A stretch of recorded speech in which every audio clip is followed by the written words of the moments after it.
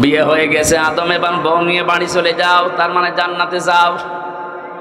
বাড়িতে যাবার পরে নিজে যা খাবে, স্ত্রীকে ওই মানের খাবার, ওই মানের পোশাক পরাবে, এটা তার অধিকার।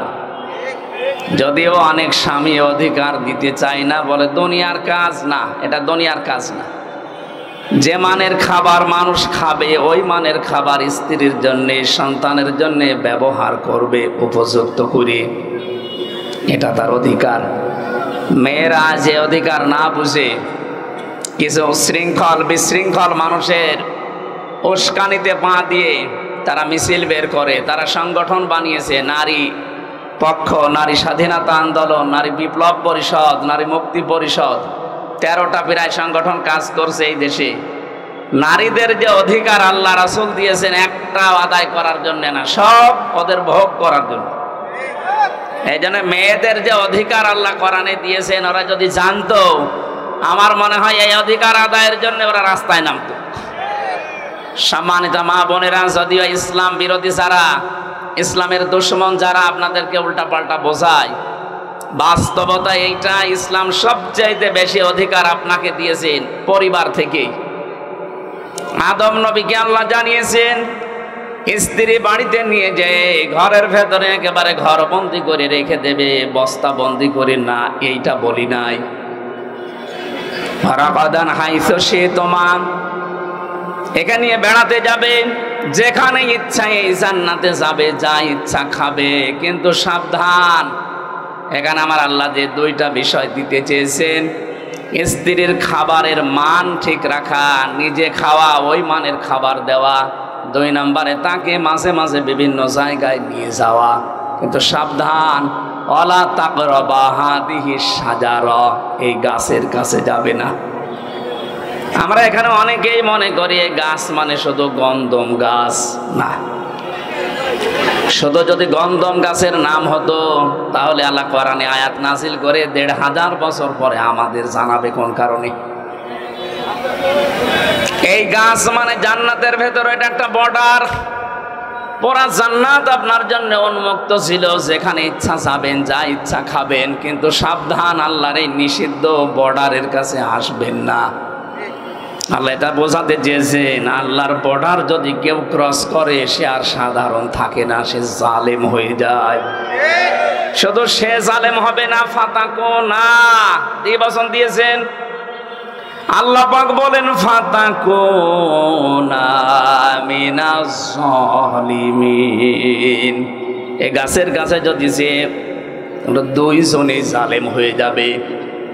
হযরত আদম আলাইহিস সালামের কথা মেনে নিয়েছিলেন, কিন্তু মেয়ে লোকের পাল্লায় পড়ার কারণে আমার আল্লাহ তাকে, এই যে বিষয়গুলো পরবর্তীতে আমরা জানি, এখানে আমি প্রমাণ পেয়েছি তাফসিরে, পৃথিবী তৈরি হওয়ার পর থেকে আজকের এই দিন পর্যন্ত, এখান থেকে কিয়ামত পর্যন্ত শয়তান যত চক্রান্ত করতে পারে বা পারবে, তার চাইতে ভয়ঙ্কর চক্রান্ত করতে পারে বা পারবে মেয়ে লোক।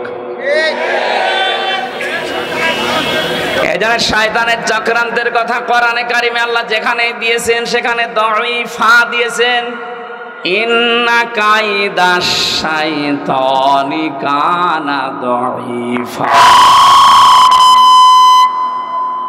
আল্লাহ পাক বলেন সূরা নিসার 76 নম্বর আয়াতের শেষের দিকে আছে, রব্বুল আলামিন বলেন, জেনে রেখো, অবশ্যই শয়তানের যত চক্রান্ত আছে সবগুলো একেবারেই দুর্বল।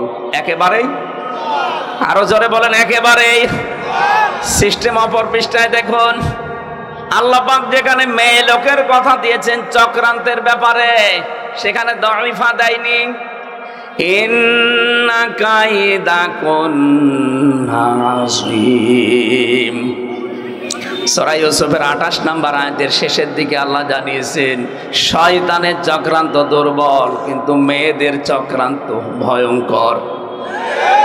এই আয়াতটা যার জন্য আল্লাহ নাযিল করেছিলেন, তার নাম জুলাইখা। যদিও আল্লাহ জুলাইখার নাম এখানে দেননি, পুরা কোরআনে কারিমের ভেতরে যেই মেয়ে লোকের নাম আল্লাহ দিয়েছেন, সেই মেয়ে লোকের দেখবেন স্বামী নেই। যেমন হযরতে মরিয়ম। স্বামী আছে? কথা বলে না কেন? কিন্তু যতগুলো মেয়ে লোকের নাম ইনডাইরেক্ট আছে, ওই প্রত্যেকটি মেয়ে লোকের স্বামী আছে।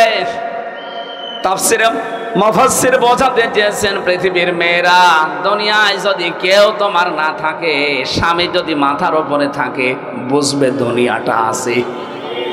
স্বামী যাদের মাথার উপরে নেই, সারা পৃথিবী তোমার আন্ডারে থাকলেও বুঝবে তোমার কেউ নেই। উপরে ছাদ না থাকলে ঘরে থাকা যায়? আরো জোরে বলেন। স্বামী কি আপনি বোঝেন?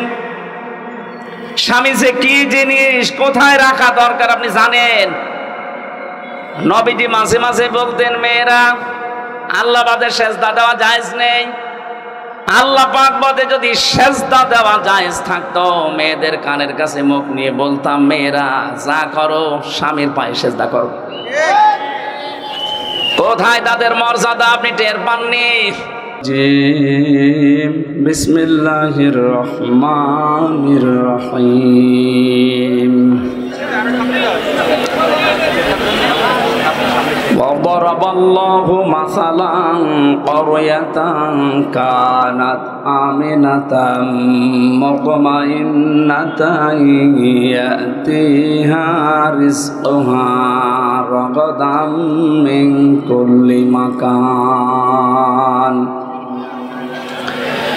فكفرت بأنعم الله فذاقها الله لباس الجوع والخوف بما كانوا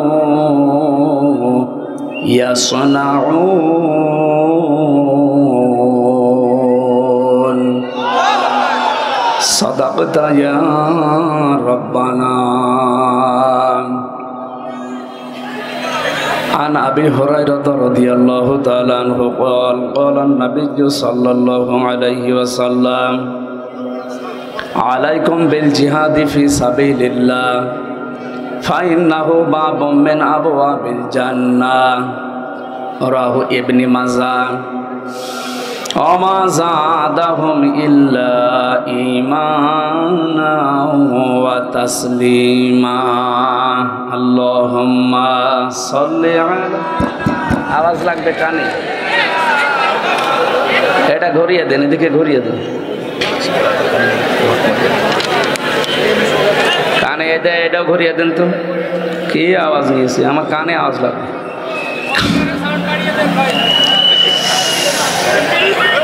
ঝিনাইদহ জেলার মহেশপুর থানার অন্তর্গত জলিলপুর মাদ্রাসা সংলগ্ন খেলার মাঠে ঐতিহাসিক তাফসিরুল কোরআন মাহফিলের স্বনামধন্য সভাপতি, সাবেক উপজেলা চেয়ারম্যান, অধ্যক্ষ জলিলপুর আলিম মাদ্রাসা মহেশপুর ঝিনাইদহ, ইসলামিক চিন্তাবিদ, শিক্ষাবিদ জনাব মাওলানা আব্দুল হাই আতালাল্লাহু উমরাহু ওয়া বারাকাল্লাহু ফি হায়াতি, আমিন। প্রধান অতিথি জলিলপুরের কৃতি সন্তান, অতিরিক্ত চিফ মেট্রোপলিটন ম্যাজিস্ট্রেট জনাব মোহাম্মদ সানাউল্লাহ আতালাল্লাহু উমরাহু ওয়া বারাকাল্লাহু ফি হায়াতি, বলেন আমিন। এতক্ষণ যারা কথা বলছিলেন আপনাদের করসাদপুর থেকে আগত ইসলামিক চিন্তাবিদ, শিক্ষাবিদ, অধ্যাপক মোহাম্মদ মতিউর রহমান দামাত বারকাতুহুল আলিয়া। আলোচনা রেখেছেন জনাব মাওলানা হোসাইন মাহফুজ চুয়াডাঙ্গা। মঞ্চে বসা ওলামা ইকরাম, বিশেষ করে আমার শ্রদ্ধাভাজন শ্বশুর এসেছে মাওলানা সুলতান আহমেদ, হাফেজ মাওলানা সালে আহমেদ সহ নাম না জানা অন্যান্য ওলামা ইকরাম, এ মাদ্রাসার সম্মানিত শিক্ষক এবং শিক্ষিকা মণ্ডলী, সামনে বসা মুসলমান ভাইরা, পর্দার আড়ালের সম্মানিতা মা এবং বোনেরা, প্রশাসনের ভাইরা, প্রাণ প্রিয় ঝিনাইদহবাসী, আল্লাহর দরবারে নরদর্শিরে শুকরিয়া আদায় করছি, যিনি একটা জগদ্দল পাথর আমাদের বুকের উপর থেকে নামিয়ে দিয়েছেন। আল্লাযী আনকাযা যহরাক, আল্লাহ তাআলা বলেন, হে নবী, আমি আপনার পিঠ থেকে একটা পাথর, একটা বোঝা নামিয়ে দিয়েছি, যেটা পিঠকে বাঁকা করে রেখেছিল। এটা ১৫০০ বছর আগের কথা। সেই জামানায় আয়ামে জাহিলিয়াতের যে অন্ধকারের যুগ, অজ্ঞতার যুগ, নবীজির পিঠকে বাঁকা করে রেখেছিল। 2024-এর 5 আগস্টের আগ পর্যন্ত আমি জাহিলিয়াতের যুগ আমাদেরকেও বাঁকা করে রেখেছিল। ওটা ছিল IMA, এটা আমি, শব্দ দুইটা কাছাকাছি প্রায়। সুতরাং এরকম অন্ধকার এবং অজ্ঞতার যুগ যেন আর ফিরে না আসে, সে ব্যাপারে আমাদেরকে সতর্ক থাকা লাগবে। আমাদের ওপর থেকে আল্লাহ এত বড় বিশাল বোঝা নামিয়ে দিলেন যে আমরা এখন কথা বলতে পারি। প্রশ্ন আসতে পারে আমরা কথা বলতে পারতাম না? হ্যাঁ পারতাম। যা আল্লাহ যে ফোর্সে বলতে বলেছিলেন ওই ফোর্সে পারতাম না। খালাকাল ইনসান আল্লামাহুল বায়ান। আল্লাহ পাক বলেন আমি মানুষ বানিয়েছি আর মানুষকে কথা বলার শক্তি আমি দিয়েছি। বিজ্ঞান এখন প্রমাণ করছে মানুষ যে কথা বলতে পারে। এই কয়েক ইঞ্চি জায়গা দিয়ে কথা বের হতে 27টা ধাক্কা লাগে। কয়টা? 27টা স্তর পার একটা কথা তৈরি হয়। এই বাকশক্তি এতদিন যারা রুদ্ধ করে রেখেছিল আল্লাহ তাদের হাত থেকে আমাদেরকে মুক্তি দিয়েছেন। বলেন আলহামদুলিল্লাহ। শুধু মুক্তি দেয়নি আল্লাহ তাদের জন্য, আমার মনে হয় নতুন করে কিছু আয়াত কোরআনে কারিমে আমরা এতদিনও জানতাম কিন্তু বাস্তবতা বুঝতাম না। সূরা নমল 52 নম্বর আয়াত আল্লাহ পাক বলেন ফাতিলকা বুয়ুতুহুম খাফিয়াতাম বিমা যালামু ইন্না ফি যালিকা লাআয়াতান লিকাউমিন ইয়ালামুন। আল্লাহ যেন নিজের আঙ্গুল দিয়ে আমাদেরকে দেখাচ্ছেন ফাতিলকা বুয়ুতুহুম, এই সেই ঘরগুলো, খাবিয়াতাম বিমা যালামু, যেগুলো আমি উজাড় গৃহ বানিয়ে দিয়েছি, জনশূন্য করে দিয়েছি, পরিত্যক্ত বানিয়ে দিয়েছি। বিমা যালামু, এই জালেমদের জুলমের কারণে। ঝিনাইদহবাসী আয়াতের দিকে তাকালে 2024 সালের 5 আগস্টের দিকে তাকালে পুরাপুরি মিলে যাচ্ছে।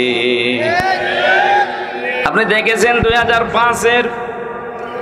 2024-এর আগস্টের 5 তারিখের বিকাল 5টা বাজতে বাজতে এই দেশে জালেমদের যত বসবাসের জায়গা ছিল আল্লাহ সব উজাড় গৃহ বানিয়ে দিয়েছেন। কে কথা বলে না কেন? আমার কুষ্টিয়ার হানিফ সাহেবের বাড়ির দিকে তাকান, বাড়িটা এখন পরিত্যক্ত। বিকাল 5টা বাজতে বাজতে দেখলাম মানুষ পায়খানার প্যান্ট পর্যন্ত খুলে নিয়ে চলে গেছে। এটা শুধুমাত্র কুষ্টিয়া না, 630টা থানা আছে এই দেশে। এখন যতগুলো থানায় আমি কম বেশি গেছি, কোন জালেমের ঘর দেশের মানুষ আর স্থির রাখে নাই, সব শেষ করে দিয়েছে। আল্লাহ এতটুকু বলে শেষ করে দেননি। এখন আমাদের জন্য এখান থেকে শিক্ষা কি? ইন্না ফি যালিকা লাআয়াতান লিকাউমিন ইয়ালামুন। আল্লাহ এখানে লামের তাকিদ দিয়েছেন। আল্লাহ পাক বলেন অবশ্যই এই ঘটনার ভেতরে তোমাদের জন্য শিক্ষা আছে। 5 আগস্টেও তোমাদের জন্য শিক্ষা আছে। কি সেটা? জালেমদের এত বড় বড় বিশাল শক্তিশালী জালেমদের ঘর যদি আমি আল্লাহ সব পরিত্যক্ত বানিয়ে দিতে পারি, আগামীতে যারা চেয়ারে বসবে এরাও যদি জালেম হয় তাদেরকেও আল্লাহ এভাবে পরিত্যক্ত বানিয়ে দেবে। এই জন্য আমরা সাবধান থাকি, সামনে যেই আসুক সে যেন জুলুমকারী না হয়। কথা বলে না কেন? কারণ জুলুম এই শব্দটা এত ঘৃণিত। আল্লাহ পৃথিবীতে সবচাইতে বেশি ঘৃণা করেন জুলুমকে। হযরত আদম আলাইহিস সালামকে আল্লাহ জানিয়েছিলেন وَقُلْنَا يَا آدَمُ اسْكُنْ أَنْتَ وَزَوْجُكَ الْجَنَّةَ وَكُلَا مِنْهَا رَغَدًا حَيْثُ شِئْتُمَا। বিয়ে হয়ে গেছে, আদম এবং বউ নিয়ে বাড়ি চলে যাও, তার মানে জান্নাতে যাও। বাড়িতে যাবার পরে নিজে যা খাবে স্ত্রীকে ওই মানের খাবার ওই মানের পোশাক পরাবে, এটা তার অধিকার। যদিও অনেক স্বামী অধিকার দিতে চায় না, বলে দুনিয়ার কাজ না, এটা দুনিয়ার কাজ না। যে মানের খাবার মানুষ খাবে ওই মানের খাবার স্ত্রীর জন্যে সন্তানের জন্যে ব্যবহার করবে উপযুক্ত করে, এটা তার অধিকার। মেয়েরা যে অধিকার না বুঝে কিছু শৃঙ্খল বিশৃঙ্খল মানুষের উস্কানিতে পা দিয়ে তারা মিছিল বের করে, তারা সংগঠন বানিয়েছে, নারী পক্ষ, নারী স্বাধীনতা আন্দোলন, নারী বিপ্লব পরিষদ, নারী মুক্তি পরিষদ, 13টা প্রায় সংগঠন কাজ করছে এই দেশে। নারীদের যে অধিকার আল্লাহ রাসূল দিয়েছেন একটাও আদায় করার জন্য না, সব ওদের ভোগ করার জন্য। এই জন্য মেয়েদের যে অধিকার আল্লাহ কোরআনে দিয়েছেন, ওরা যদি জানতো, আমার মনে হয় এই অধিকার আদায়ের জন্য ওরা রাস্তায় নামতো। সম্মানিত মা বোনেরা, যদিও ইসলাম বিরোধী যারা, ইসলামের দুশমন যারা আপনাদেরকে উল্টাপাল্টা বোঝায়, বাস্তবতা এইটা, ইসলাম সবচাইতে বেশি অধিকার আপনাকে দিয়েছেন পরিবার থেকে। আদম নবীকে আল্লাহ জানিয়েছেন স্ত্রী বাড়িতে নিয়ে যেয়ে ঘরের ভেতরে একেবারে ঘরবন্দি করে রেখে দেবে, বস্তা বন্দি করে না, এইটা বলি নাই। রাবাদান হাইসো সে তোমার, এখানে বেড়াতে যাবে, যেখানে ইচ্ছা এই জান্নাতে যাবে, যা ইচ্ছা খাবে, কিন্তু সাবধান, এখানে আমার আল্লাহ যে 2টা বিষয় দিতে চেয়েছেন, স্ত্রীর খাবারের মান ঠিক রাখা, নিজে খাওয়া, ওই মানের খাবার দেওয়া, 2 নম্বরে তাকে মাঝে মাঝে বিভিন্ন জায়গায় নিয়ে যাওয়া, কিন্তু সাবধান, ওয়ালা তাকরাবা হাদিহি শাজারা, এই গাছের কাছে যাবে না। আমরা এখানে অনেকেই মনে করি এই গাছ মানে শুধু গন্ধম গাছ, না। শুধু যদি গন্ধম গাছের নাম হতো তাহলে আল্লাহ কোরআনে আয়াত নাজিল করে 1500 বছর পরে আমাদের জানাবে কোন কারণে। এই গাছ মানে জান্নাতের ভেতর, এটা একটা বর্ডার। পুরা জান্নাত আপনার জন্য উন্মুক্ত ছিল, যেখানে ইচ্ছা যাবেন, যা ইচ্ছা খাবেন, কিন্তু সাবধান, আল্লাহর এই নিষিদ্ধ বর্ডারের কাছে আসবেন না। আল্লাহ এটা বোঝাতে চেয়েছেন, আল্লাহর বর্ডার যদি কেউ ক্রস করে সে আর সাধারণ থাকে না, সে জালেম হয়ে যায়। শুধু সে জালেম হবে না, ফাতাকো না, বচন দিয়েছেন আল্লাহ পাক, বলেন ফাতাকো না মিনাজ জালিমিন। এই গাছের কাছে যদি যে 2 জনই জালেম হয়ে যাবে। হযরত আদম আলাইহিস সালামের কথা মেনে নিয়েছিলেন, কিন্তু মেয়ে লোকের পাল্লায় পড়ার কারণে আমার আল্লাহ তাকে এই যে বিষয়গুলো পরবর্তীতে আমরা জানি। এখানে আমি প্রমাণ পেয়েছি তাফসিরে, পৃথিবী তৈরি হওয়ার পর থেকে আজকের এই দিন পর্যন্ত, এখান থেকে কিয়ামত পর্যন্ত শয়তান যত চক্রান্ত করতে পারে বা পারবে, তার চাইতে ভয়ঙ্কর চক্রান্ত করতে পারে বা পারবে মেয়ে লোক। এজন্য শয়তানের চক্রান্তের কথা কোরআনে কারিমে আল্লাহ যেখানে দিয়েছেন সেখানে দাঈফা দিয়েছেন, ইন্না কাইদাশ শাইতানি কানা দাঈফা।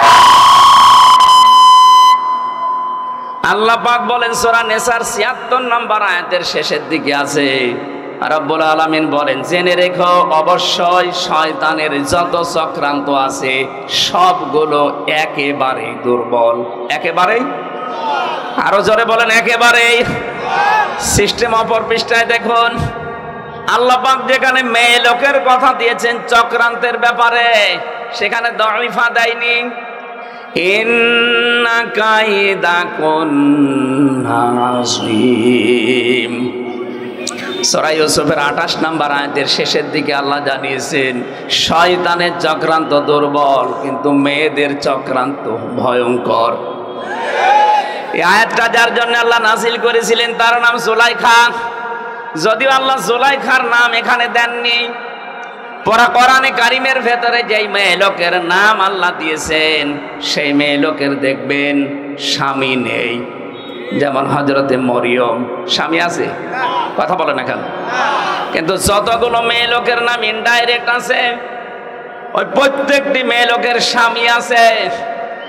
তাফসিরে মুফাসসির বোঝাতে চেয়েছেন পৃথিবীর মেয়েরা, দুনিয়ায় যদি কেউ তোমার না থাকে, স্বামী যদি মাথার উপরে থাকে, বুঝবে দুনিয়াটা আছে। স্বামী যাদের মাথার উপরে নেই, সারা পৃথিবী তোমার আন্ডারে থাকলেও বুঝবে তোমার কেউ নেই। উপরে ছাদ না থাকলে ঘরে থাকা যায়। আরো জোরে বলেন, স্বামী কি আপনি বোঝেন? স্বামী যে কি জিনিস, কোথায় রাখা দরকার আপনি জানেন। নবীজি মাঝে মাঝে বলতেন, মেয়েরা আল্লাহ বাদে সেজদা দেওয়া জায়েজ নেই।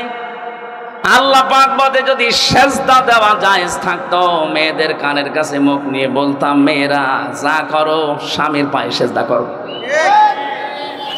কোথায় তাদের মর্যাদা আপনি টের পাননি। আজ যারা স্বামীকে বাদ দিয়ে অন্য জায়গায় উল্টাপাল্টা কাজ করে বেড়াচ্ছেন, আপনি জেনে নেন, আপনি বুঝে নেন, বিশ্বাস করেন আপনি জাহান্নামী।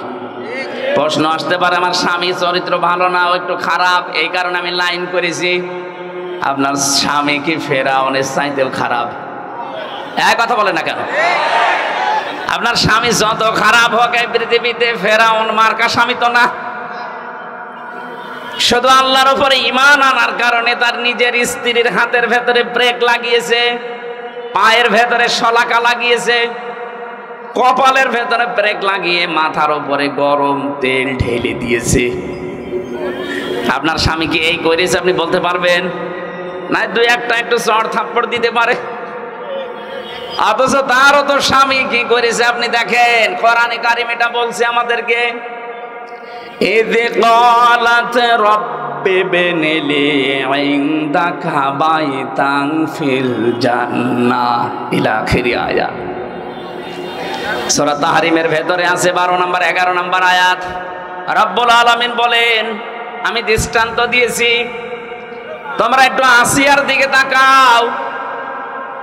তার স্বামী যা করছিল তার সাথে, এ বিশাল অবস্থা দেখার পরে আমি আল্লাহ নিজে ফেরেশতা জিবরাইলকে দিয়ে জান্নাতটা পাঠিয়ে দিয়েছি, যাও জান্নাত দেখাও। হযরতে আসিয়া এই কঠিন অবস্থায় যখন জান্নাত দেখতে পেলেন, ডাক দিয়ে বলে, ফেরেশতা আল্লাহকে বলো জান্নাত শুধু না, এই জান্নাতে আমার জন্য একটা ঘর বানিয়ে দিতে, যেখানে বসে বসে আল্লাহকে সব সময় দেখা যায়। এবার আসেন মূল কথায়। হযরতে আসিয়া এত বড় কঠিন অত্যাচার, জুলুম, নির্যাতনের মুখে থাকার পরও কিন্তু স্বামীর জন্য তিনি বরদোয়া দেননি। অনাজ্জিনি মিন ফিরআউনা ওয়া আমালিহি অনাজ্জিনি মিনাল কওমিজ জালিমিন। এক আলিফ করে টান আছে। হযরতে আসিয়া বলেছিলেন, মাবুদ আমার স্বামী আমার উপরে জুলুম, অত্যাচার, নির্যাতন করছে, এই দৃশ্য দেখে তুমি যেন রেগে যেও না, তুমি আমার স্বামীর জুলুম থেকে আমাকে বাঁচাও, এবং আমার জুলুম যাদেরকে দিয়ে করে এর এই গুন্ডা বাহিনী, এই জালেমদের থেকে তুমি আমাকে বাঁচাও, কিন্তু আমার স্বামীর উপরে তুমি গজব দিও না। আপনি একটু খেয়াল করে দেখেন তো, কোন পর্যায়ে দাঁড়িয়ে তিনি এই দোয়া করছেন, যেখানে জীবন মরণ নিয়ে টানাটানি, মাথার উপরে গরম তেল চলছে, চুলগুলো উঠে যাচ্ছে, উলঙ্গ অবস্থায় রেখে হাতে পায়ে ব্রেক লাগিয়ে কপালের ভেতরে শলাকা লাগিয়েছে। এই কঠিন মুহূর্তেও তিনি জুলুম একেবারে শেষ পর্যায়ে জর্জরিত, তারপরও স্বামীর জন্য তিনি বরদোয়া দেননি। হ্যাঁ, বলেছিলেন, আল্লাহ তুমি আমার স্বামীর জুলুম থেকে আমাকে বাঁচাও। আপনি যে জান্নাতের আশা করেন আসিয়ার সাথে, আপনি মিলান তো আপনার জীবনে এটা পাওয়া যাবে। বলেন যে না, ওর চরিত্র আসলে ভালো না, অন্যদিকে লাইন আছে। ফেরাউনের কি লাইন ছিল না? আপনার চাইতে ফেরাউন স্বামীর চাইতে কত কম খারাপ হতে পারে আপনি ধারণা করেন এই ঘটনা থেকে। এই জন্যে বলছি, স্বামী যাদের মাথার উপরে আছে, সে যেন মনে করে আমার মাথায় একটা ছাদ আছে। কি আছে? আল্লাহ রাব্বুল আলামিন এখানে আসিয়ার নামটা দেননি কারণ তার স্বামী ছিল, এখানে জুলাইখার নামটা সরাসরি দেননি কারণ তার স্বামী ছিল। স্বামী থাকা মানে দুনিয়া থাকা, স্বামী নেই আপনি অসহায় হয়ে পড়বেন। কত রকমের উলট পালট কথা, টিটকারি মস্কারি ফাউল কথা শোনা লাগবে সমাজে, আপনি টেরও পাচ্ছেন না। এজন্য স্বামী বাদ দিয়ে যারা একা একা চলতে চান, বাবার বাড়িতে গিয়ে মন মতো চলবেন বলে আশা করে আছেন, আপনি ধ্বংস হয়ে গেছেন। হযরতে আসিয়া এবং জুলাইখার নাম কেন বললাম? তাদের নাম আল্লাহ কোরআনে দেয়নি, কারণ তাদের স্বামী ছিল, কি ছিল বলেন বলেন? স্বামী খারাপ হোক, কিন্তু স্বামী তো আল্লাহ কায়দা দিয়েছেন, কন্যা দিয়েছেন বহু বছর। কেন আল্লাহ তার নামটা দিয়ে দিলে তো হয়েছে তো কি, ইন্না কাইদি কুন্নি, বাকি শব্দটা দিলেই তো অর্থ আমরা পেয়ে যেতাম, কারণ এখানে আল্লাহ জুলাইখার নাম বলছেন। কিন্তু বাস্তবে দেখলাম নাম না দিয়ে বহু বচন দিয়ে আল্লাহ এটাই জানাতে চেয়েছেন, মেয়েদের যে চক্রান্ত এটা জুলাইখার একা না, কিয়ামত পর্যন্ত জুলাইখার মতো এরকম ষড়যন্ত্রকারী মহিলারা যাবে। আমার মনে হয় ওইটা একটা বাংলাদেশে আমরা পেয়েছিলাম, এক কথা বলে না কেন? এর এই ষড়যন্ত্রের কারণে হাজারো আলেম এই 15.5 বছরে জেল খেটেছে, হাজারো মানুষ মানবতা ধ্বংস করেছে এই চক্রান্তের কারণে। পাশের রাষ্ট্রে ছিল মায়ানমারে আরেকজন, ওর চক্রান্তে কত লক্ষ লক্ষ মানুষ দুনিয়া থেকে বিদায় নিয়েছে, ও নাকি শান্তিতে নোবেল পেয়েছে। ওর কারণে কত মানুষ এই দুনিয়া থেকে বিদায় নিয়েছে, আদম সন্তান, কথা বলেন ঠিক কিনা? আমাদের যেটা জুলাইখার, যাই হোক, এর কারণে কত মানুষ, 2732 জন মানুষ অলরেডি এ দেশ থেকে কিছুদিন আগে মরে গেল। এই জন্য ওনার নাম এখন আপনি ইন্টারনেটে সার্চ দেন, 6 জনের নাম পাবেন পৃথিবীতে হত্যাকারী, গণহত্যার তালিকায়। একজন হিটলার, চেঙ্গিস খান, বাকি আমাদের পাশের রাষ্ট্রে আছে যিনি, ওনার নাম আছে, আর যিনি পালিয়ে ওনার কাছে গেছে ইনার নাম আছে। বাকিগুলো আমি নাই নাই বললাম। আপনি বলেন তো, যাদের নাম গণহত্যার তালিকায়, কত মানুষের রক্ত যারা চোষণ করেছে। এই যে আমার ফাঁসি চাই, এই বইটা আমি পড়েছিলাম, দেখলাম ওখানে লিখেছে মতিউর রহমান রেন্টু সাহেব, উনি নিজে লিখে দিয়েছে, যারা পালিয়েছে ওদের 2 জনের অভ্যাস চরিত্র এই ছিল, কেউ যদি মারা যেত তার রক্ত দেখে তারা খুশি হইত।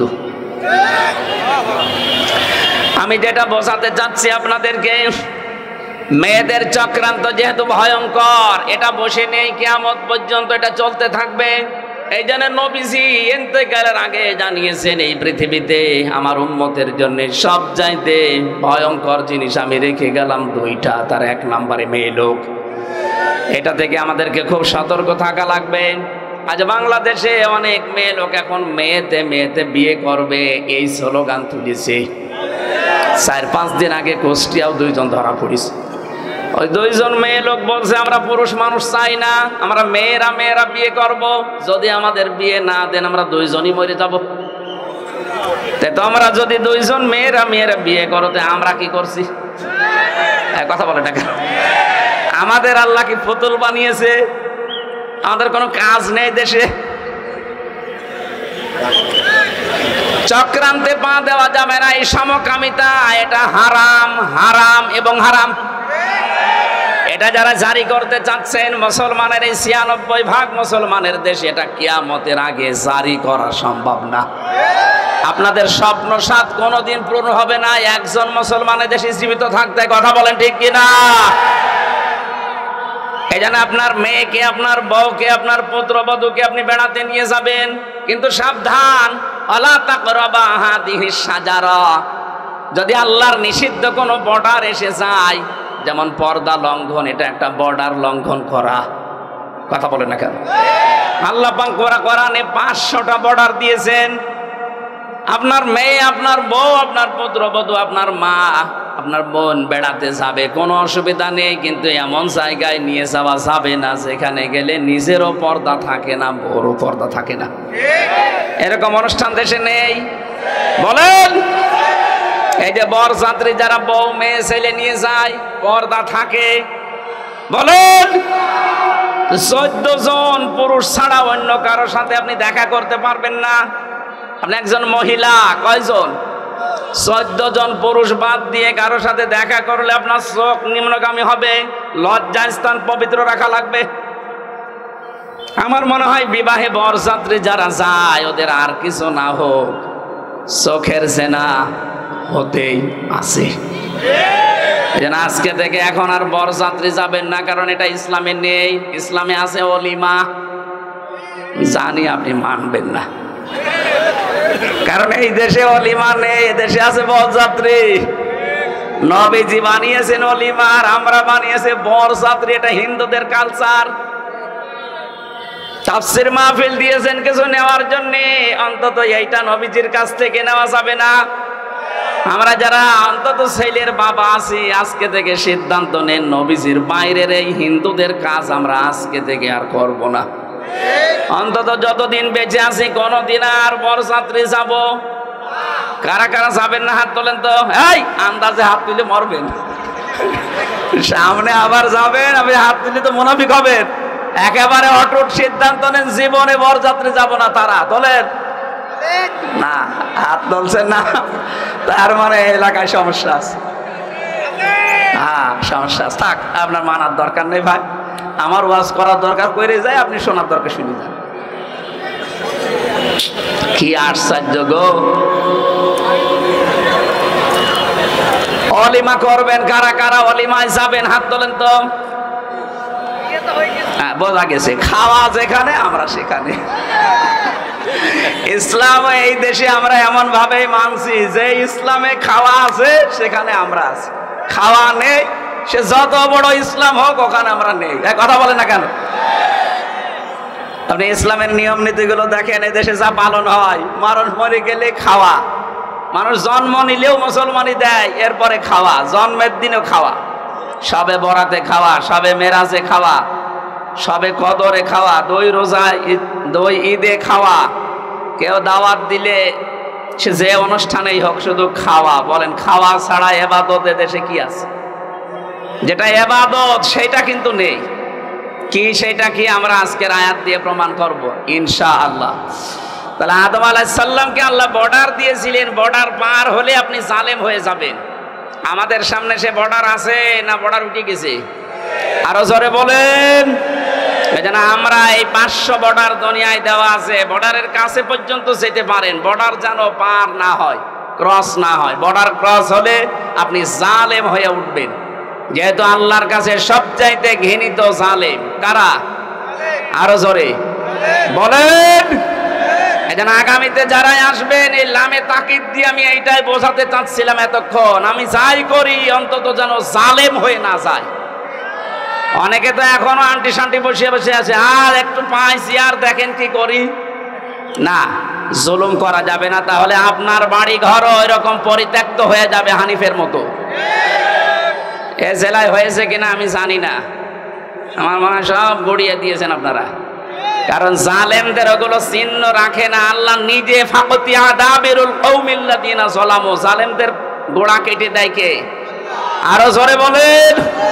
আমি আবার বলছি, যাই করি এই উম্মত যেন জালেম হয়ে না যায়। যদি জুলুম করে ফেলেন তামাম দুনিয়া আমাদের পক্ষে থাকলেও আল্লাহ বিপক্ষে চলে যাবে। আর যদি আমরা জালেম না হয়ে যদি মাজলুম হতে পারি, এতদিন যা মাজলুম অবস্থায় ছিলাম, সারা পৃথিবীতে এখন সবচাইতে বেশি মাজলুম জাতি আমরা মুসলিমরা। যারা মানবাধিকারের কথা বলে আমাদের পাশের এই দাদা বাবুরা, সবচাইতে বেশি মানবাধিকার লঙ্ঘন হয় তাদের দেশে। আপনি দেখেন ওরা আমাদেরকে এই কথা জানায় যে আমাদের দেশে সংখ্যালঘু নির্যাতন হয়, এটা মিথ্যা কথা। ইসকনের বিরুদ্ধে যেটা হয়েছে এটারা হিন্দু না, এটা হিন্দু কিসের? ইসকন হিন্দুদের সংগঠন নয়। এর প্রতিষ্ঠাতা যেই লোকটা প্রভুপাদ স্বামী, একটা ইহুদি, খ্রিস্টান চার্চে লেখাপড়া করে হিন্দুদের কিছু মানুষকে মোটিভেশন করে ও একটা নতুন হিন্দুদের ধর্মের বদনাম করার জন্য এই কাজটা আরম্ভ করেছিল। সুতরাং ইসকনের নাম নিয়ে আপনি বিশৃঙ্খলা করবেন, আপনাদেরকে কিছু বললে আপনি জানা দুনিয়ায় জানাবেন যে আমাদের সংখ্যালঘু নির্যাতন হচ্ছে। আজকে ভারতে তাকান, অনেক মসজিদ ভেঙ্গে ভেঙ্গে তারা আজ মন্দির বানাচ্ছে। এই কথা বলেন না কেন? বাংলাদেশে ইতিহাস আছে যে কোন মন্দির ভেঙে আমরা আজ পর্যন্ত মসজিদ বানিয়েছি? গতকাল ওরা জানিয়েছে আজমির শরীফের নিচে নাকি 1000 বছর আগে মন্দির ছিল, এখন ওইটা ভেঙে মন্দির বানাবে। বাংলাদেশের ঢাকার ইসকন মন্দির যেটা স্বামীবাগে, এখন যদি বলি যে এটা 500 বছর আগে এখানে মসজিদ ছিল, এখন নেন ঠেলা। আর জালেমরা যখন কারাগারে যায়, জালেমরা যখন আদালতে ওঠে, তখন আমার মাঝে মাঝে মনে হয় দেখ কেমন লাগে। আমাদের যখন নিয়ে যেত আদালতে মাথায় দড়ি দিয়ে, ওরা ফিসাফিসি করতো, এর কাছে ও বলতো দেখ কেমন লাগে। এখন আপনাদের এই দৃশ্য দেখে তো আমার মনে হচ্ছে দেখ কেমন লাগে। আজমির শরীফে হার দেবেন দেন, আল্লাহর ঘর মসজিদ গুলো ভাঙছেন ভাঙেন, 2-3 বছর পরে দেখবেন সারা পৃথিবীর যেখানে হিন্দু আছে তখন বলা হবে যে এখানে 1000 বছর আগে আমাদের মসজিদ ছিল। কি করবেন তখন? আপনাদের সংখ্যায় তো বেশি না, তামাম দুনিয়ায় সবচাইতে বেশি খ্রিস্টান ধর্মের মানুষ, এরপরে আমরা। এক কথা বলে না কেন? খ্রিস্টান 250 কোটি আর আমরা 200 কোটি, হিন্দু আছে 130 কোটি। তো এক একজন যদি এক একজনকে আপনি ভাগ করে দেন তাও তো পারবেন না। সুতরাং যে ষড়যন্ত্র আরম্ভ করেছেন এটা থামান। ইউনূস সাহেবের এক কথায় আপনার সব উল্টাপাল্টা হয়ে গেছে, তাও তো কিছু করে নাই। ইউনূস সাহেব যদি যা বলেছিল ওইটা করতো, এতক্ষণ পর্যন্ত ভারত এই 7 সিস্টার সব ভেঙে গুড়িয়ে যেত। ওনাকে দুর্বল মনে করবেন না, ওনার পেছনে যা আছে আপনি টের পাচ্ছেন না। আজকে সকালবেলা আমি 45 মিনিট দেখেছিলাম আমাদের টকশো গুলো, পাগল হয়ে গেছে। এই জন্য যেটা রেকর্ড হচ্ছে সারা দুনিয়ায় যাবে, এটা শুধু এখানে সীমাবদ্ধ নেই। এই জন্য কথাগুলো বললাম, যারা এই ষড়যন্ত্রে মেতে আছেন, কিছু দালাল মিডিয়া সহ, আপনারা থামবেন।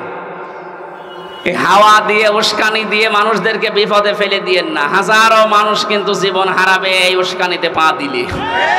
আমরা এরকম কোন উস্কানিতে, ফেসবুকের কোন উস্কানিতে পা দেব না ইনশাআল্লাহ। আমরা যেন জালেম না হই, মাজলুম থাকি। আল্লাহ আমাদেরকে মাজলুম বানান, জালেম না বানান। বলেন আমিন। দরুদ আর সালাম পাঠ করার মাধ্যমে আমরা আরম্ভ করছি। সূরা নাহাল 112 নম্বর আয়াতটা পড়েছি। বাংলাদেশের সাথে আয়াতটা মিলিয়ে আমি একেবারে খাপের খাপ এই জায়গায় মিলাবো, তারপরে যাব। আল্লাহ পাক বলেন, দরাবাল্লাহু মাসালান ক্বরিয়াতান কানাত আমিনাতাম মুতমাইন্না। আমি একটা গ্রামের উদাহরণ দিচ্ছি তোমাদের সামনে। কে বলছেন? আল্লাহ বলেন একটা গ্রামের উদাহরণ তোমাদের সামনে দিলাম। কি ছিল সেই গ্রামে? 2টা কথা আয়াতে আল্লাহ দিলেন। কানাত আমিনাতাম মুতমাইন্না। 1 নম্বরে সেই গ্রাম ছিল নিরাপদ, 2 নম্বরে ছিল নিশ্চিন্ত। এমন একটা গ্রামের কথা আল্লাহ কোরআনে কারিমে আয়াতে আমাদেরকে শোনাচ্ছেন, যে গ্রামের বৈশিষ্ট্য পেলাম কয়টা? আরো জোরে। 1 নম্বরে গ্রামটা নিরাপদ ছিল, 2 নম্বরে গ্রামটা ছিল নিশ্চিন্ত। 1947-এর আগে আমার মনে হয় বাংলাদেশ এরকম একটা বিষয় পার করেছে। কথা বোঝেন? এই দেশটাও ঠিক নিরাপদ এবং নিশ্চিন্তে আমরা বাস করতাম। হঠাৎ করে এই দাদাদের ষড়যন্ত্র মতো 2 পাকিস্তানকে ওরা আলাদা করে দিল। নিজেরা আলাদা হয়ে আমরা 2টাকে এক করে আমাদের আলাদা করে দিল। এরপরে তো আমাদের নিরাপদ এবং নিশ্চিন্ত জীবন উঠে গেছে, সব চাইতে বেশি উঠে গেছে। এর পরের শব্দে দেখেন, ইয়াতিহা রিজকুহা রাগাদাম মিন কুল্লি মাকান। 1947-এর আগ পর্যন্ত, যদিও এটা বাংলাদেশ সম্পর্কে না, এটা কাবা শরীফ নিয়ে আল্লাহ জানিয়েছেন মক্কা। তাফসিরে ইবনে কাসিরের ভেতরে মক্কা এই শব্দটা দেওয়া আছে। মক্কা তো এত নিরাপদ ছিল, তামাম দুনিয়ার ভেতরে ওই সময় এত নিশ্চিন্ত ছিল, বাইরের মানুষগুলো এখানে এসে নিরাপদ এবং নিশ্চিন্তে বাস করত।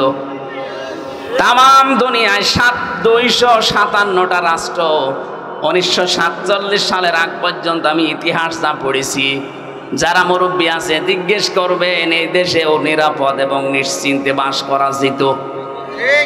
ষড়যন্ত্র করে আমাদেরকে এমন একটা অবস্থায় দুইটা জিনিসই ওরা তুলে দিয়েছে। আজ আর নিরাপত্তা নেই, আমরা নিরাপদ না। 2 নম্বরে আমরা নিশ্চিন্তে বাসও করতে পারি না। আমাদের কাছে রিজিক, উপকরণ, জীবন উপকরণ যেগুলো আল্লাহ বিভিন্ন জায়গা থেকে পাঠাতেন, বিশ্বের বিভিন্ন জায়গা থেকে আমাদের রিজিকের ব্যবস্থা হতো। কারণ ওই সময়ের মানুষের ঈমান আর এই 2024 সালের ঈমান এক না। এই কথা বলে না কেন? ওই সময় আপনি ইতিহাস পড়েন বাংলাদেশের, ফজরের নামাজের পরে অনেকেই বাড়িতে কোরআন শরীফ তেলাওয়াত করে এরপরে কাজে কামে হাত দিত। কোরআন পড়লেই না, তারা কোরআনে কারিম বোঝার চেষ্টায় ছিল, যা পড়তো ওটা প্র্যাকটিক্যাল লাইফে মিলাতো। 24 সালে এসে এখন আর ওইটা নেই। সকালবেলা শুরু হয় অনেকের বাড়িতে গান দিয়ে। কথা বলেন না কেন? আমরা আবার ওই পুরনো ঐতিহ্যে ফিরে যেতে চাই। ফজরের নামাজ অন্তত জামাতে পড়ার পরে নারী পুরুষ বাড়িতে হোক যেখানে হোক আল্লাহর কোরআন দিয়ে দিন শুরু হবে। কারা কারা এটা মেনে নিতে পারেন দেখি তো? লিল্লাহে তাকবীর।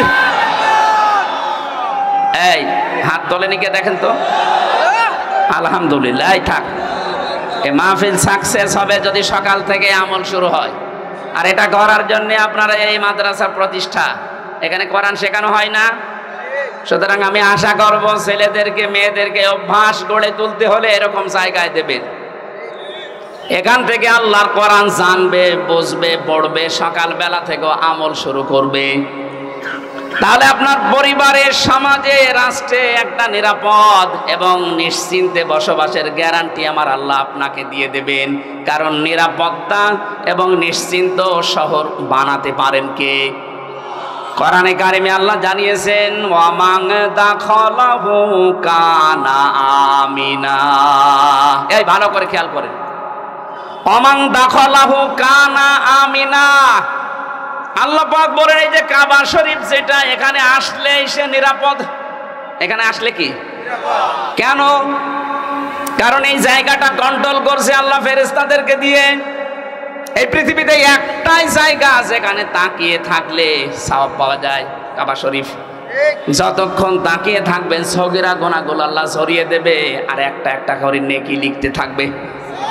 এখানে এরিয়ার ভেতরে কেউ প্রবেশ করলে সে নিরাপদ পেয়ে যায়, নিরাপত্তা পেয়ে যায়। এটা দেন কে? আরো জোরে বলেন। বাংলাদেশ তো আর কাবা শরীফ না। এই কথা বলেন না কেন? 6000 কিলোমিটার দূর আমরা কাবা থেকে। ওখানে গেলে যেহেতু নিরাপত্তা পাওয়া যায়, স্বস্তি পাওয়া যায়, শান্তি পাওয়া যায়, ভয় দূর হয়ে যায়। তাহলে আমাদের এই 56,000 বর্গ মাইল যদি আমরা নিরাপত্তা দিতে চাই, আল্লাহর কোনো ঔষধ নেই। সূরা আনআম 82 নম্বর আয়াত ভালো করে বাড়িতে মিলাবেন। আল্লাহ পাক বলেন, আল্লাযীনা আমানু ওয়া লাম ইয়ালবিসু ঈমানাহুম বিযুলমিন উলাইকা লাহুমুল আমনু ওয়া হুম মুহতাদুন। বলেন আল্লাহু আকবার। আল্লাহ বলেন যারা ঈমান আনে আর ঈমানের সাথে কোনো মানুষ যদি তাদের শিরককে মিশ্রণ না করে, আমি আল্লাহ এই মানুষগুলো উলাইকা, যারা এখানে আলেম আছে, উলাইকা দিয়েছেন আল্লাহ যেন এভাবে ইশারা দিয়ে জানিয়েছেন, উলাইকা এই মহেশপুরের জলিলপুরের এলাকার এই মানুষগুলো লাহুমুল আমনু, এদের জন্য নিরাপত্তা। তাহলে আমরা যদি বাংলাদেশের 56,000 বর্গ মাইলকে শান্তি, স্বস্তি, নিরাপত্তা দিয়ে ঢেকে রাখতে চাই, এ দেশ থেকে জুলুম আর শিরিক বিদায় করা লাগবে। কথা বলেন না কেন? এদেশে জুলুম আছে না নেই? শিরিক আছে না নেই? সব চাইতে বড় শিরিক আমার আল্লাহর সাথে এখনো অনেকে করছেন, নাকি এটা বলবো না? আমি আগে আয়াতটা বলি, তারপরে আমার গাড়ি আর দোষ আসবে না। এটা আয়াত নাম্বার 65 নাম্বার আয়াত। এটা সূরা জুমারের। আগে আয়াতটার দলিল বলি বাণিজ্যে আপনি মেলাবেন, তারপরে আপনার নিজের উপরে দোষ ফেলবেন, আমার উপরে না। ওয়ালাকাদ উহিয়া ইলাইকা ওয়া ইলাল্লাযীনা মিন ক্বাবলিকা লাইন আশরাকতা লা ইয়াহবাতান্না আমালুকা ওয়া লা তাকুনান্না মিনাল খাসিরিন। আল্লাহ পাক বলেন, অবশ্যই হে নবী আপনার প্রতি আমি ওহী করলাম, আপনার প্রতি আমি ওহী করলাম এইটা আপনার পূর্বে যারা দুনিয়ায় এসেছিল তাদের প্রতি আমি একই ওহী করেছিলাম। দুনিয়াতে যাই করেন না কেন, লাইন আশরাকতা, আপনিও যদি শিরিক করেন, কে বলছেন? কাকে বলছেন? এক ভালো করে শোনেন, এটা কে বলছেন বলেন তো? কাকে বলছেন? রাসূলুল্লাহ। কাকে? আল্লাহ। লাইন আশরাকতা, যদি আপনিও শিরিক করেন, লা ইয়াহবাতান্না আমালুকা, আপনি যত আমল করেছেন দুনিয়ায় সব আমি আল্লাহ নষ্ট করে দেব, ধ্বংস করে দেব, ব্যর্থ করে দেব। এতটুকু আল্লাহ শেষ করেননি, ওয়ালা তাকুনান্না মিনাল খাসিরিন। লামে তাকিদ নুনে সাকিলা। আল্লাহ বলেন, আমি গ্যারান্টি দিয়ে বলছি আপনাকে আমি ক্ষতিগ্রস্তদের ভেতরে ফেলে দেব। নবীকে যদি আল্লাহ বলতে পারে, আমরা কোথাকার কে? এবার আসেন একটা আমাদের দিকে নিয়ে যায়, এক কথায় জবাব দিচ্ছি। এই এদিকে তাকান, আল্লাহ যেটা পারে ওইটা অন্য কেউ পারে, এই বিশ্বাস করার নাম শিরিক। বিশ্বাস করার নাম, আরো জোরে, শিরিক যে করে সে মুশরিক। কথা বলে না কেন? ইন্নাহু মাইয়ুশরিক বিল্লাহ, যে ব্যক্তি শিরিক করবে, ফাকাদ হারামাল্লাহ, তার জন্য আল্লাহ হারাম করে দিয়েছেন আলাইহিল জান্নাহ, জান্নাতকে, ওয়ামাওয়াহুন নার, তার স্থান একটা জায়গা আছে, তার নাম আগুন। তার নাম কি?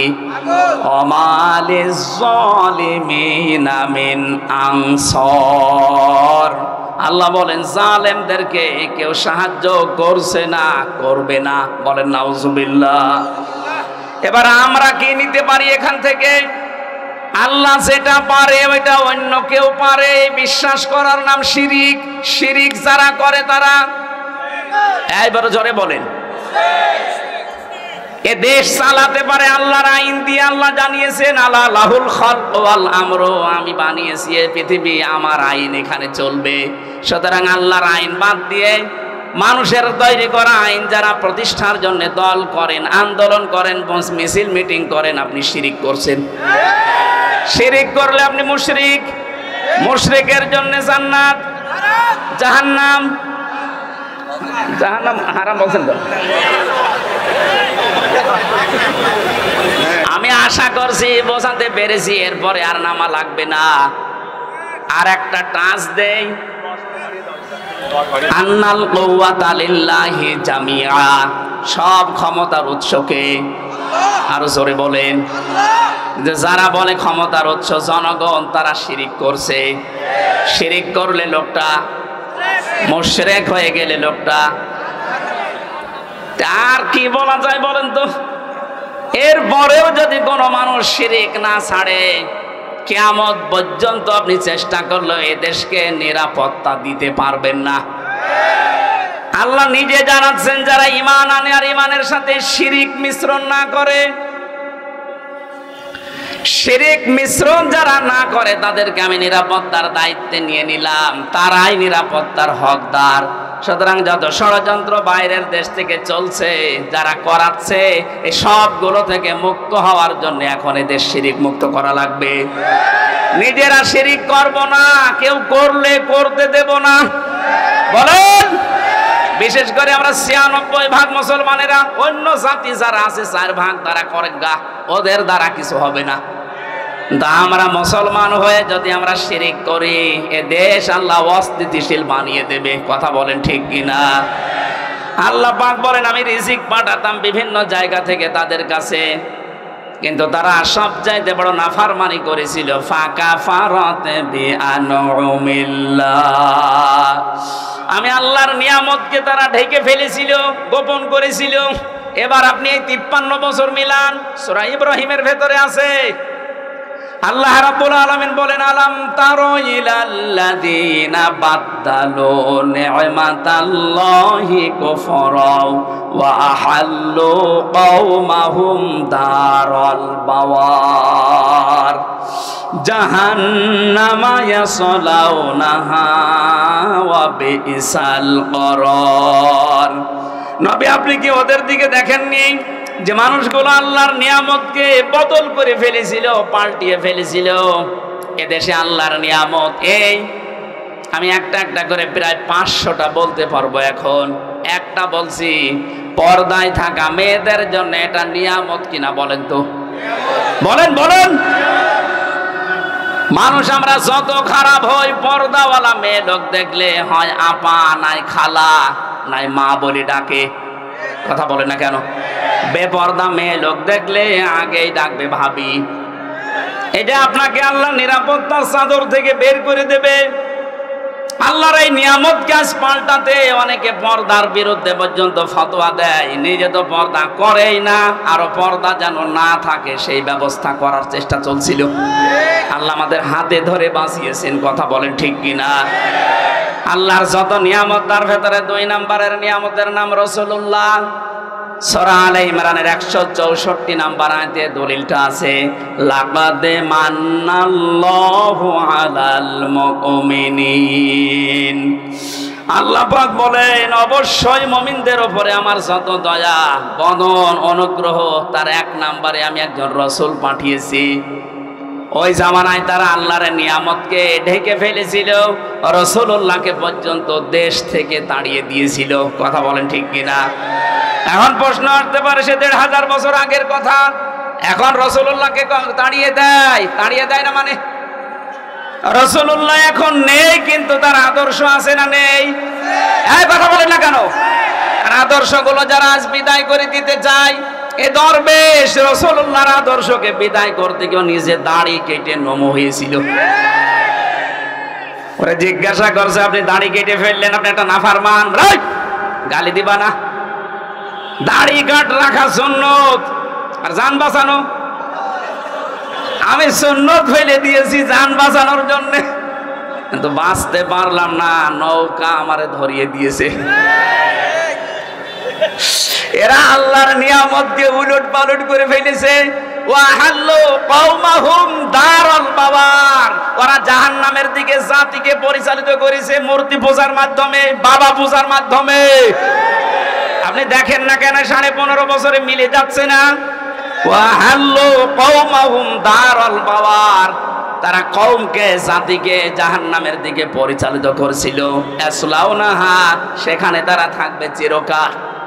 বিইসাল করার, কত নিকৃষ্ট জায়গা সেটা। জালেমদের পরিণতি এখন দেখেন প্রায় জাহান্নাম হয়ে গেছে। আরো জোরে বলেন। আগামীতে কেউ যদি জুলুম করে, তাদের পরিণতি আল্লাহ ঠিক এইটাই করবে। এজন্য শেষে দিয়েছেন ওয়া বিইসাল করার।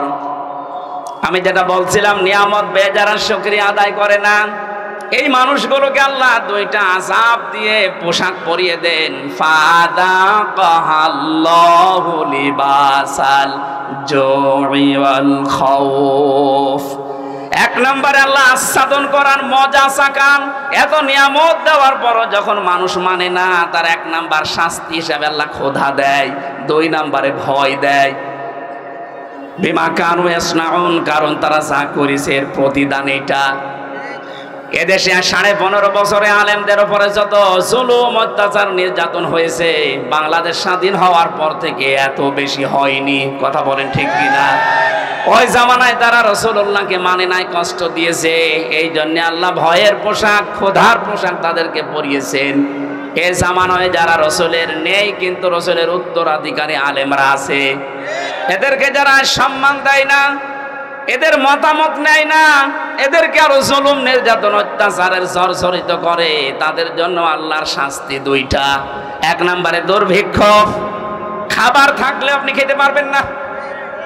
জেলখানা এখন যারা আছে, এই যে জালেমগুলো ধরা পড়েছে, আপনি তাকান, এদের টাকা পয়সা কম নেই। এই যে আমর সাহেব টাকার উপরে ঘুমাইতো, কর্নেল ফারুক খান, ওর খাটের নিচে কত টাকা পাওয়া গেছে।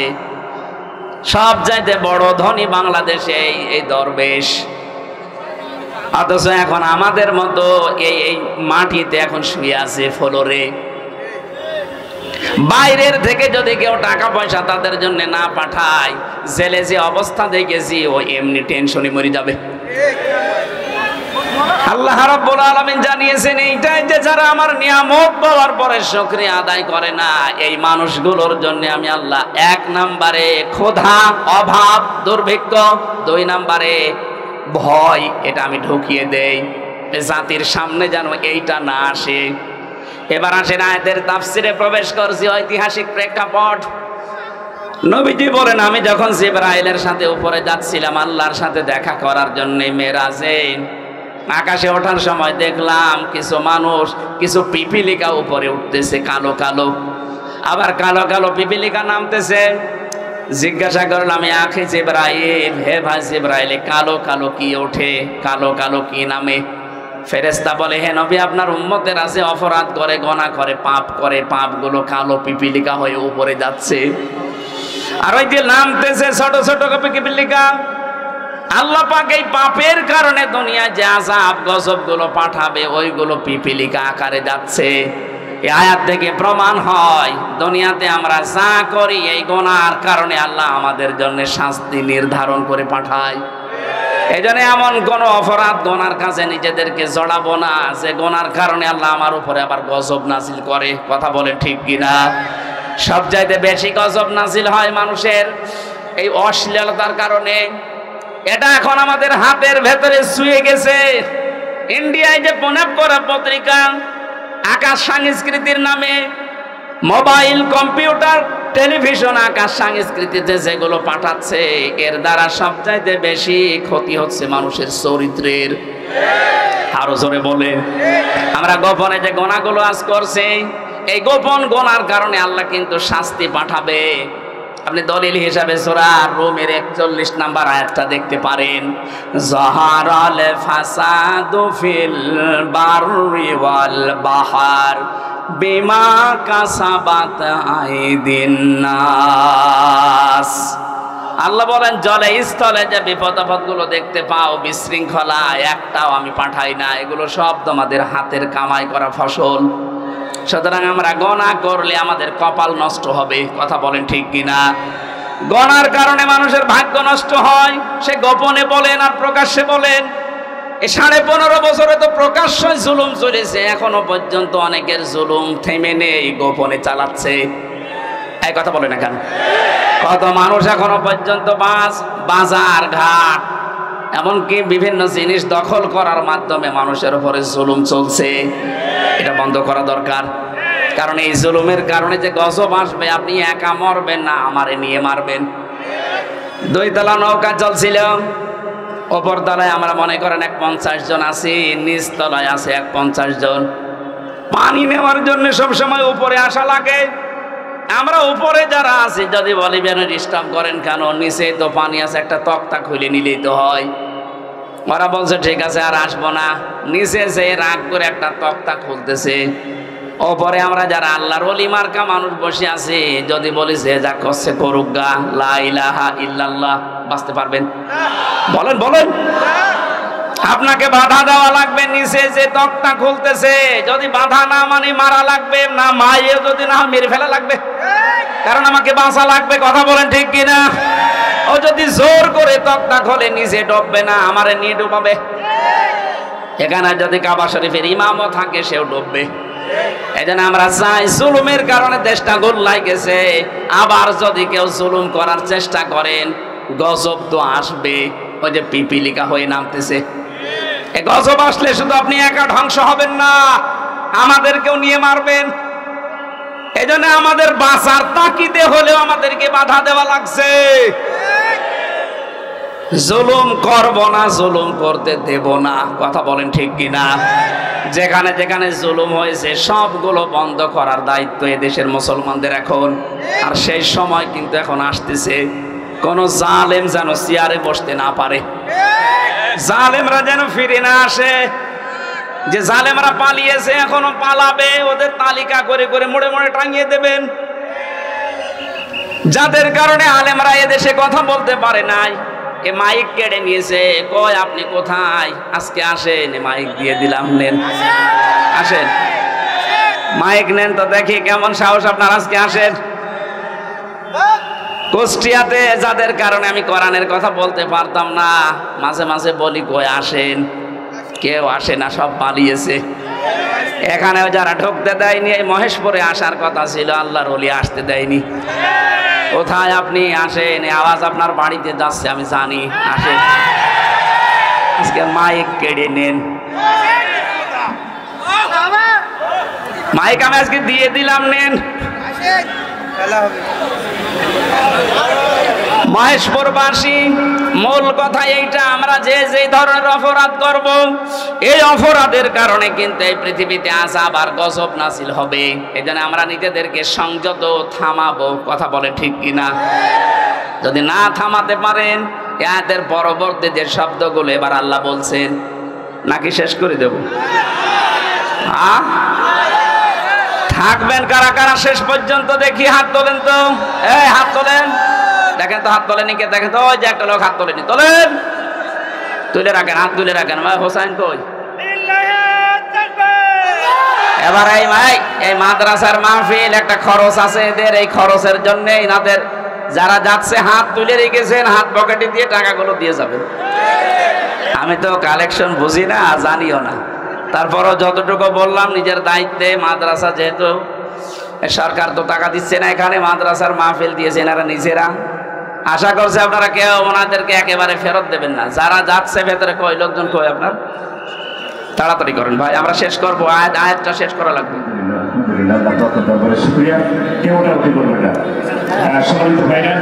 আপনারা যে যা পারেন, এই মাদ্রাসার একটা অক্ষী মসজিদ দরকার, নামাজের জায়গা, মাদ্রাসার কিছু কাজ আছে, সেগুলো করা হবে। ছোট্ট একটা মেয়ে হারাই গেছে, নাম কি? ওর কাকার নাম হচ্ছে কামাল।